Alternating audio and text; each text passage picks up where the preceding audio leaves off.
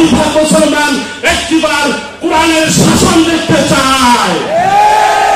এই কোরআনের শাসন দেখার জন্য দল মত নির্বিশেষে আমরা সকল দলকে আহ্বান জানাবো, আসুন আমরা একটি বাংলাদেশে কল্যাণ রাষ্ট্র কায়েম করে, ইসলামী শাসন ব্যবস্থা কায়েম করে আমরা হিন্দু, মুসলমান, বৌদ্ধ, খ্রিস্টান সবাই নির্ভীকভাবে চলাফেরা করতে পারে। সমাবেশে এই পর্যায়ে বক্তব্য রাখবেন ইসলামী শ্রমিক আন্দোলন বাংলাদেশ রংপুর জেলা শাখার সম্মানিত সভাপতি শ্রমিক নেতা জননেতা জনাব মোহাম্মদ একরামুল হক। বক্তব্য রাখবেন জননেতা জনাব মোহাম্মদ একরামুল হক।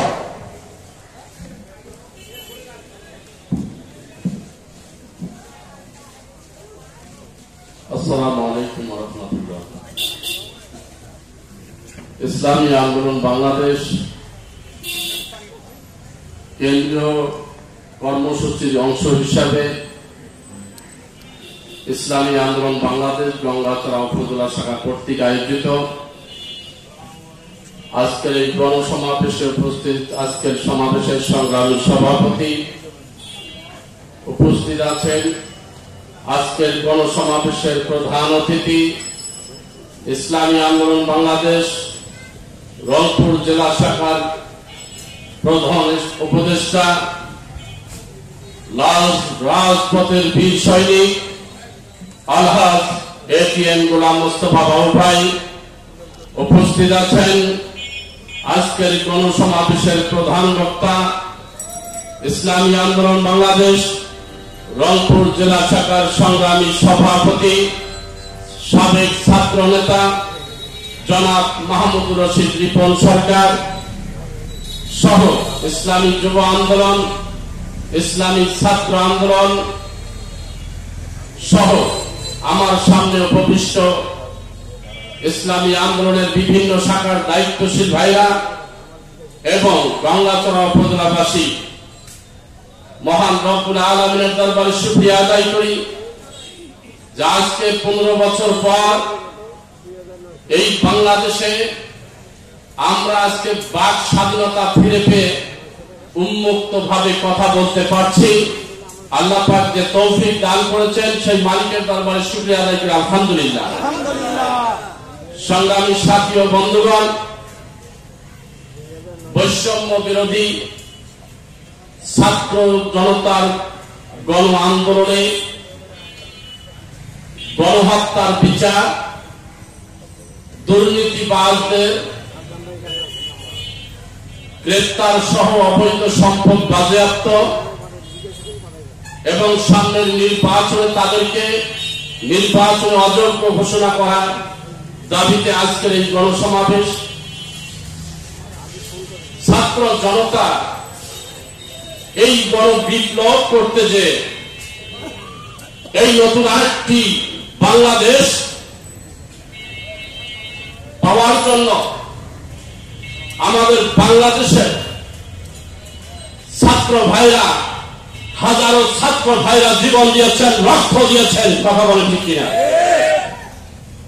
এই বাংলাদেশকে নতুন বাংলাদেশ উপহার দেওয়ার জন্য এদেশে হাজারো মা বোন তারা রক্ত বিলিয়ে দিয়েছেন, ইজ্জতের হানি হয়েছে, কথা বলে ঠিক কিনা?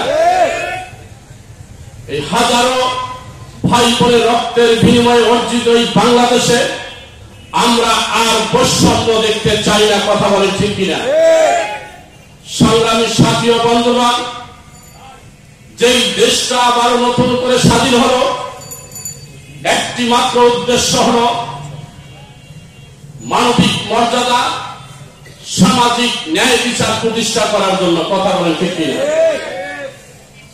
মানবিক মর্যাদা, সামাজিক ন্যায় বিচার প্রতিষ্ঠা করতে হলে একমাত্র ইসলামিক শাসন ব্যবস্থার কোন বিকল্প হতে পারে না। আমরা দেখেছি দেশ স্বাধীন হয়ে 53 বছরে পদার্পণ করেছে, যারা এই বাংলাদেশের ক্ষমতায় গিয়েছে তারা এই দেশটাকে লুটপাট করে খেয়েছে, তারা এই আঙ্গুর ফলে কলা গাছ হয়েছে। পরবর্তীতে যারা ক্ষমতায় গিয়েছে তারা শুধু কলা গাছ নয়, তারা রাতারাতি বট গাছ হয়ে গেছে, কথা বলে ঠিক। আজকে এই বৈষম্য দূর করতে হলে ইসলামী শাসন ব্যবস্থার কোনো বিকল্প নাই। বন্ধুগণ, আজকে ছাত্র জনতার গণবিপ্লবে যারা জীবন দিয়েছে, রক্ত দিয়েছে, তাদের গণহত্যার বিচার আমরা চাই করতে হবে। কারণ আপনারা এখন লক্ষ্য করছেন যে আওয়ামী লীগ সরকার 16টি বছর মানুষের বাক স্বাধীনতা কেড়ে নিয়েছিল, কথা বলার স্বাধীনতা তারা কেড়ে নিয়েছিল। শুধু তাই নয়, তারাই বাংলার মানুষের ভোটের অধিকার থেকে বঞ্চিত করেছিল। শুধু তাই নয়, তারা ওলামায়ে কেরামদেরকে একের পর হত্যা করে তারা জেলের মধ্যে পড়ে দিয়েছিল। শুধু তাই নয়, যারা তাদের বিরুদ্ধে কথা বলেছিল তাদেরকে ধরে নিয়ে তারা নিজস্ব আয়না ঘর তৈরি করে নিশ্চিত রোলার তাদের উপর চালিয়েছিল। আজকে সেই দুর্নীতিবাজ, সেই মানুষ থেকে সেই হায়নার প্রধান এই শেখ হাসিনাকে এই ছাত্র জনতার গণবিপ্লবের মাধ্যমে বাংলাদেশ ছেড়ে পালিয়ে যেতে বাধ্য হয়েছে। সংগ্রামী সাথী ও বন্ধুগণ, আমরা দেখেছি তাদের কিছু মন্ত্রী, এমপি, দুর্নীতিবাজরা একের পর এক গ্রেফতার হচ্ছে। আমরা অন্তর্বর্তী সরকারকে আবেদন করব, দাবি জানাচ্ছি, এখনো আওয়ামী লীগের অনেক দলীয় নেতা আপনার জেলা শাখার, উপজেলা শাখার, থানা শাখার, ইউনিয়ন শাখার অনেক নেতা কর্মীরা এখনো প্রকাশ্যে ঘুরে দাঁড়িয়েছে এই ছাত্র জনতার রক্তের বিনিময়ে এই দেশ স্বাধীন হয়েছে। এই আওয়ামী লীগের কোন দুশ্চরিত্ররা যেন আর বাংলার জমিনে ঘটতে না পারে। সংগ্রামী সাথী ও বন্ধুগণ, আজকে ইসলামী শাসন ব্যবস্থার কেন দরকার, কেন প্রয়োজন হলো? আমরা দেশ স্বাধীনের পর থেকে দেখেছি জাতীয় পার্টির শাসন দেখেছি, বিএনপির শাসন দেখেছি, আওয়ামী লীগের নৈরাজ্যকতা আমরা দেখেছি। এই জন্য আমরা আরেকটি বার বাংলার জনগণের কাছে আবেদন জানাবো, আহ্বান জানাবো,